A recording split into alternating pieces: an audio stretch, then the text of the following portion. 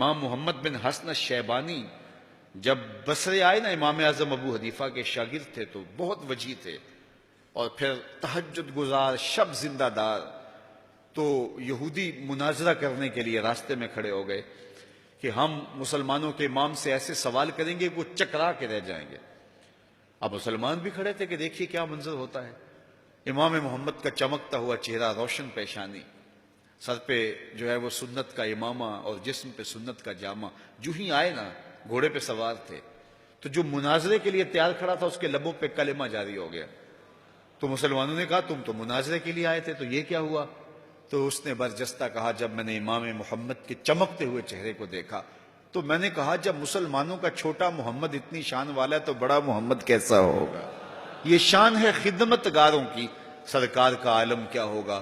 تو اللہ نے وہ جمال دیا، وہ حسن دیا، اور جس کا حسن اللہ کو بھی بھا گیا، ایسے پیارے سے محبت کیجئے.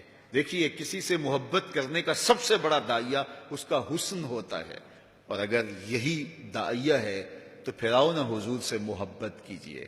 اور ان سے کی گئی محبت بندہ نواز بھی ہے. ایک عشق وہ بھی ہے جو نکما کر کے رکھ دیتا ہے. غالب نے کہا تھا عشق نے غالب نکما کر دیا، ورنہ ہم بھی آدمی تھے کام کے آدمی کے پلے یہ چھوڑتا کچھ نہیں. لیکن جس کا عشق کی کہانی میں آپ کو سنا رہا ہوں، جس حسن کے قصیدے میں پڑھ رہا ہوں، وہ حبشی بلال کو کعبے کی چھت پہ چڑھا دیتا ہے، وہ عزتوں کی مسند پہ بٹھا دیتا ہے. اقبال یہ کس کے عشق کا فیض عام ہے، رومی فنا ہوا حبشی کو دوام ہے. یہ وہ عزت نواز عشق ہے کہ جو بازو پکڑے تو حشر کے دن بھی نہیں چھوڑے گا. تو آئیے میں اور آپ اس مجلس رحمت میں عہد کریں کہ اپنی زندگی حضور کے بتائے ہوئے طریقوں کے مطابق بسر کریں گے.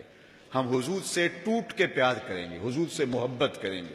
اور محبت اس بات کی متقاضی ہوتی ہے کہ آپ جس سے پیار کرتے ہیں اس کا تذکرہ کرتے ہیں، جس سے پیار کرتے ہیں اس میں آپ کو عیب نہیں دکھائی دیتا، آپ جس سے پیار کرتے ہیں اس کی اطاعت اور فرما برداری کرتے ہیں. تو آئیے اپنی زندگیوں کو ان کی محبت کے سانچے میں ڈھال لیں اور زندگی کو ان کی راہوں پہ چلائیں. آج آپ علم کی گزرگاہوں میں ہیں، کل آپ اچھے مناصب پہ فائز المرام ہوں گے. اس وطن کی ہم نے تعمیر کرنی ہے، اس ملک کو ہم نے سنوارنا ہے. اس ملک میں اسلام کے تشخص کو ہم نے اپنے عمل سے پیش کرنا ہے، اپنے رویے سے پیش کرنا ہے، اپنے طرز زندگی سے پیش کرنا ہے.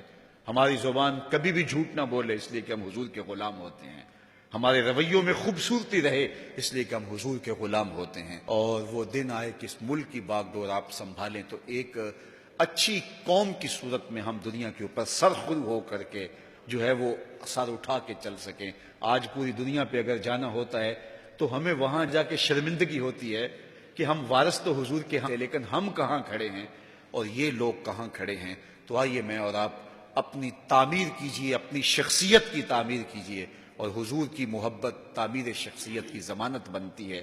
اللہ اس امت کو عروج عطا کر دے.